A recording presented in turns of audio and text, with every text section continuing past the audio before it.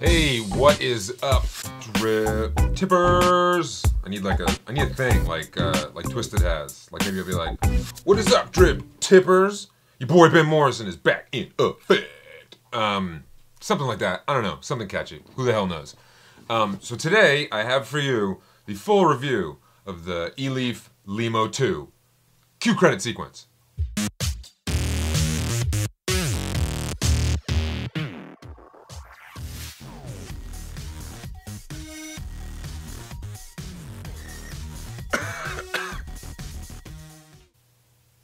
Alright, so a couple weeks ago I did my comparison video between the Kanger Sub-Tank Mini and the eLeaf Lemo 2. Now, at that point I had just owned the Lemo 2 for a couple hours and it was more of kind of a first impressions type thing. And now that I've had a couple weeks to vape and play with the Lemo, I wanted to bring you a more comprehensive review of this interesting RTA, Rebuildable Tank Atomizer.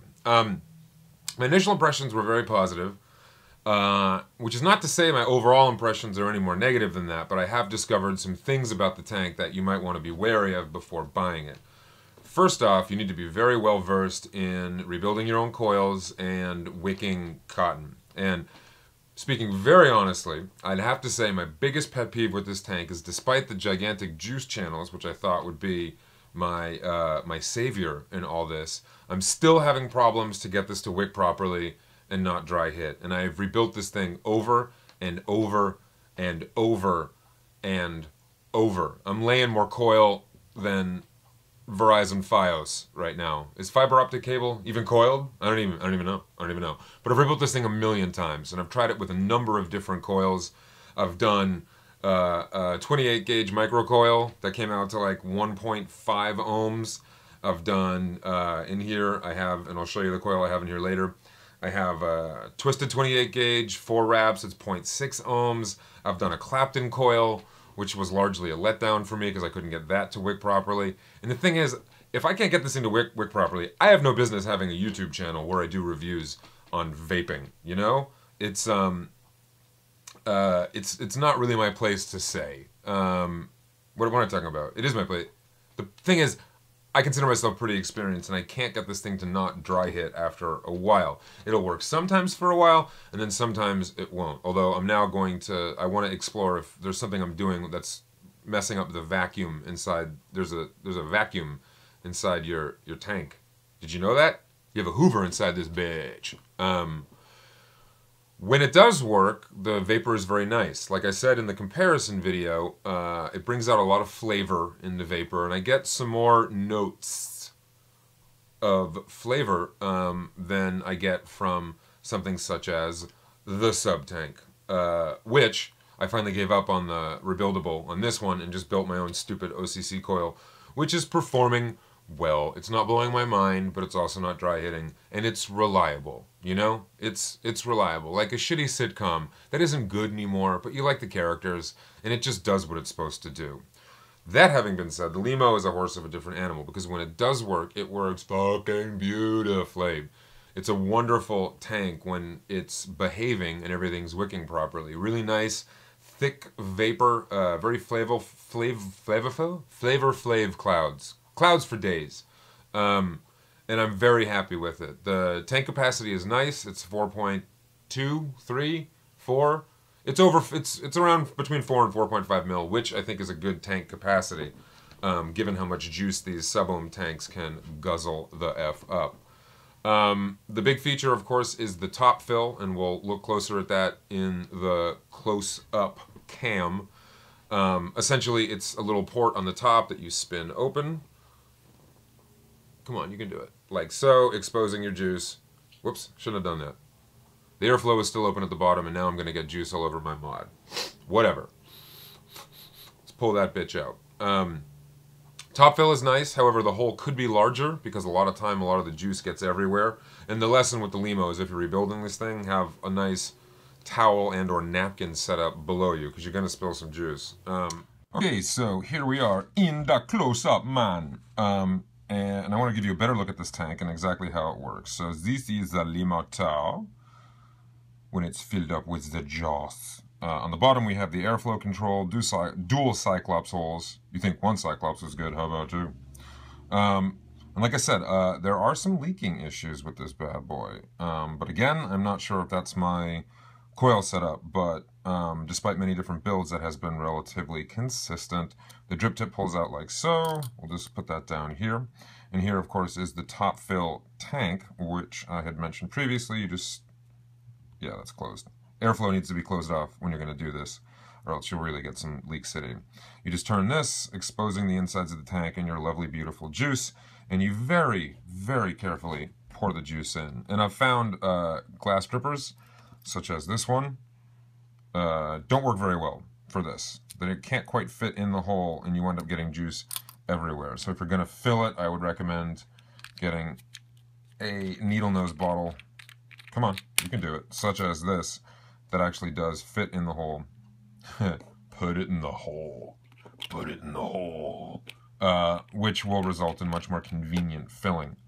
So one of the things I wanted to show you, let's move my bucket O'Tools. Oh, stupid fur. Ah, get off my fingers. Ah. Jesus Christ.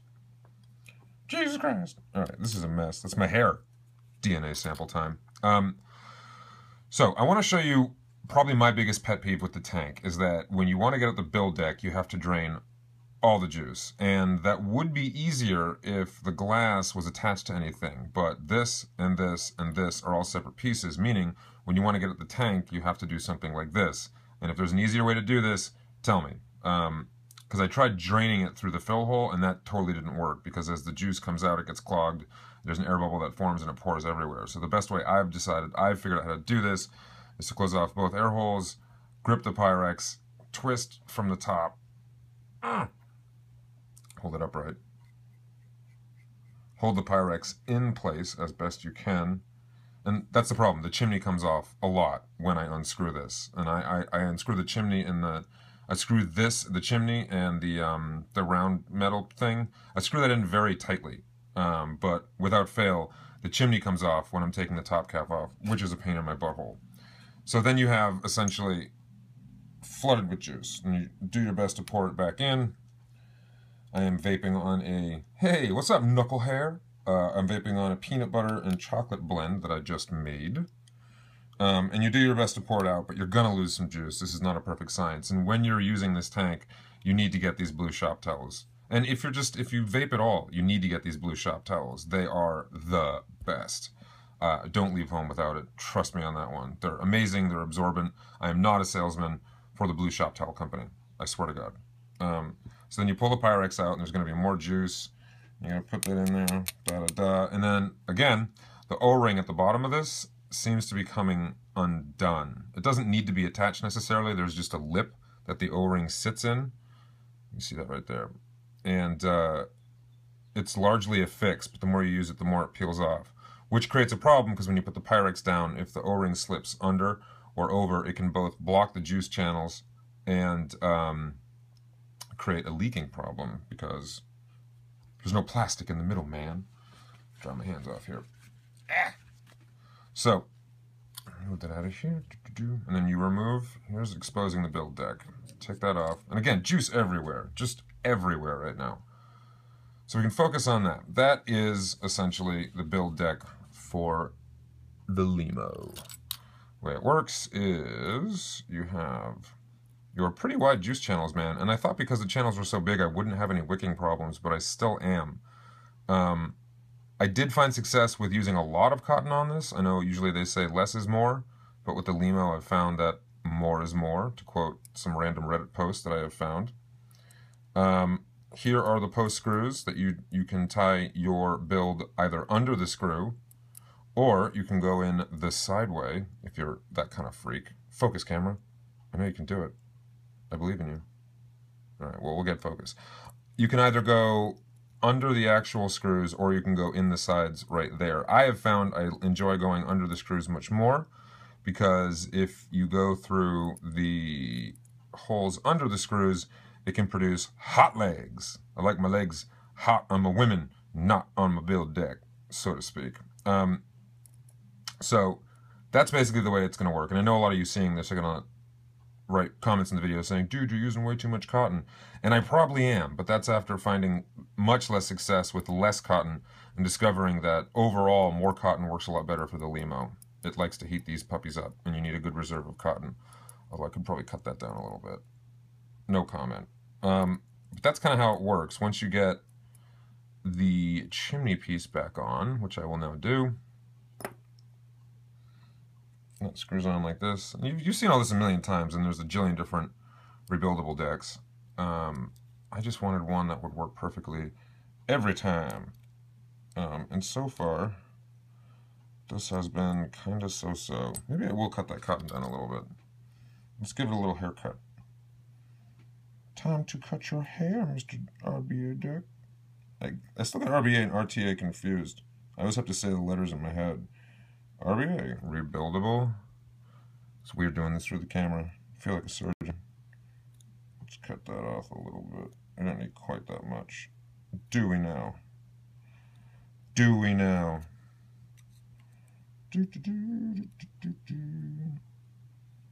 I know this is just pointless for you to watch right now. So what are you guys up to? What have you been reading? What kind of movies you been watching?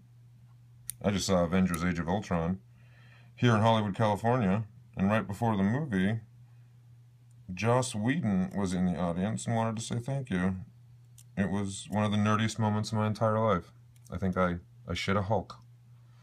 Hulk mad. Alright, let's tuck that in there. Good enough. We'll call that even. So I'm going to put this chimney back on, screw it down, and then once it's in, it helps to just take your little tool thing and just push the wick back and expose the juice channels as best you can. You do want to see exposed juice channels on either side. So, and you can spread the cotton out a little more evenly. I like to stick my tool in the hole and just make sure it's in there. I like to stick my tool in the hole, make sure it's in there. Doo-doo-doo. Alright, well that's good enough for now. Please no hate on this. I'm only one man. Alright, so that's basically the way it should look. And then what you do is you take your Pyrex, you put it back on, and I like to not force it down too much because I don't want the O-rings to pop out, which you can see is already happening. It does come with replacement O-rings, but you shouldn't need to use those. Just give it, make sure it sits in there nice, give it a little twast. And then, like I said, this stupid chimney likes to come off with the top cap, which is a pain in my butt. Tis a pain in my butt. I have juice everywhere. I got more juice than Tupac Shakur. Remember that? Who's got the juice? I got the juice! That was a good movie. He will be missed. Then you screw the top cap back on, push it down, and again, you don't want to over-tighten this, because if you over-tighten this, it'll push the O-rings out on the bottom, and they can block the juice channels or cause a gap for leakage. Look at this thing. It's like a newly birthed baby. This thing is so covered in fluids. Alright. Yuck. Alright. Should I even wipe my hands off? Let's wipe my hands off. Oh my god. My hands smell like peanut butter. Peanut butter and success. So I'm just going to wipe this off. Okay.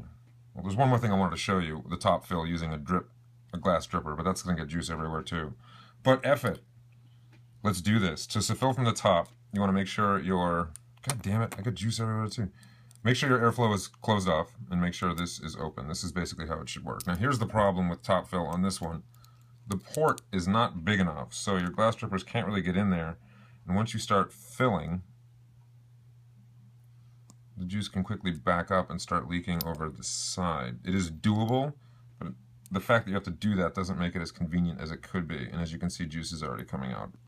Juice everywhere. That's why I started DIYing, because these tanks eat so much juice and I wound up spilling so much. I was like, well, there goes 20 bucks. So basically, I like the needle nose bottles. And this is my own juice. I just used an old TBD container. Will it leak? TBD. All right, so as you can squeeze slowly, you can see the juice begin to fill the F up. Do it. All right. You know it's ready when juice pops out the top. Spin that closed. Just tighten a little more. Boom. It's closed. And that is a full tank. Let's dry this off. And we're going to pop back to the wide view, and we'll talk about this a little more as I vape on it.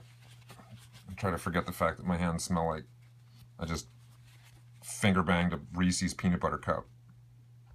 So we are back in the close-up view, so I'm going to vape on this a little bit more and give you some final thoughts on the Lemo 2.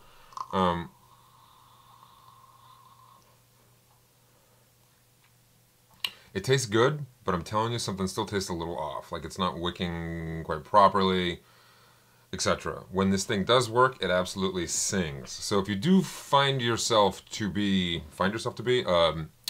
an experienced builder of coils and wicking, then I'd say this would be a good tank for you. It's very straightforward. It knows what it wants to be. It wants to be a very adept performer, single coil RTA.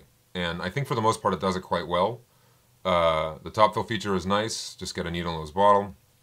Airflow is good. The airflow in all these tanks is basically the same. It's a lot of airflow. And the flavor is really good. I mean, the Lemo is really known for its flavor, and this one is no slouch.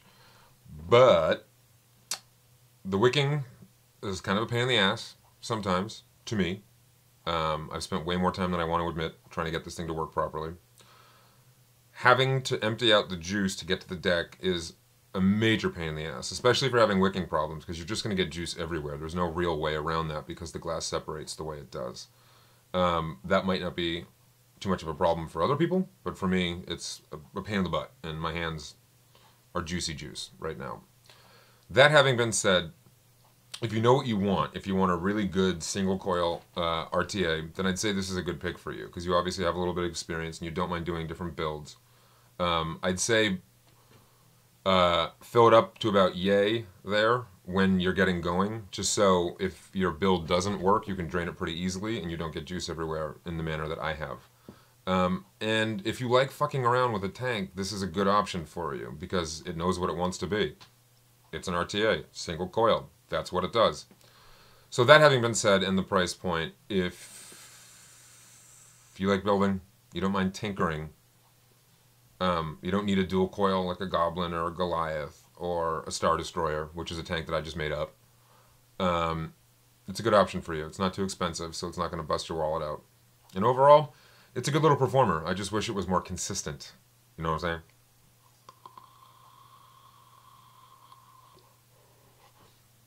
So that's that for this video. I am Ben Morrison. If you want to know more about me and the stand-up that I do, please check out benmorrison.org to find out when I'm performing live. If anyone lives in Los Angeles, I do shows all the time. And there's a lot of my stand-up videos and work on television as well up there. So as always, please like the video, subscribe to the video, tell your friends, because I got more reviews coming up. The next review should be of the Heracles tank. I want to try one of these new sub-ohm tanks with their pre-built coils, just so I have something to not worry about fuddling around with a rebuildable. This outro is way too long. Just please stop watching the video about a minute ago. I love you, and until next time on the Drip Tip, if your tip ain't dripping, you tripping.